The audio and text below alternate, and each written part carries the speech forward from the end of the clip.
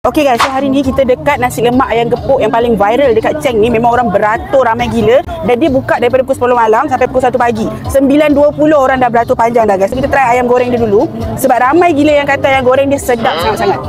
So bismillah. Ayam goreng yang sangat-sangat besar macam ni. Ayam goreng dia sangat-sangat flavorful. Rasa masuk sampai dalam. Satu je aku tak suka, berminyak man.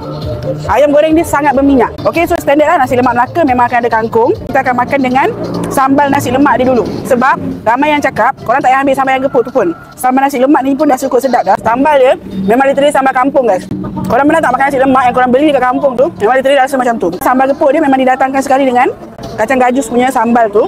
Normally kalau kita makan ayam gepuk kan akan ada kicap, nasi tu nasi kosong kan. Yang ni rasa lain sikit sebab ni nasi lemak tau. Memang nasi dia berlemak, kau rasa gila. So bila kau makan dengan sambal gepuk tu, dia macam double lemak dia. Ada dua. Itu for me lah. Siapa yang suka makan ayam gepuk, korang memang akan suka makan benda ni.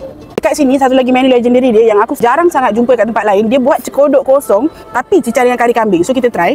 Sebab aku tengok dia memang sangat-sangat menyelerakan tau masa dia goreng. Sebab dia betul-betul goreng depan mata kau If you ask me, dia punya kuah dia agak cair sikit, ceroy sikit. Rasa kambing dia kuat man. So sekarang aku nak try kambing dia pula guys. Kambing dia lembut man. Overall aku rasa makanan dia worth the hype lah. Memang berbaloi kalau korang datang beratur tu. Memang sedap. Cuma ada sedikit penambahbaikan dan diorang kena betulkan sikit kat sana kat sini. So I hope bulan depan aku datang lagi. Aku harap makanan korang tetap sedap macam ni. Jangan makin viral jadi makin tak sedap. Tu masalah makanan kat Melaka tau. Bila viral tak sedap. So akak, saya Datuk Akak. Make sure sedap Bye.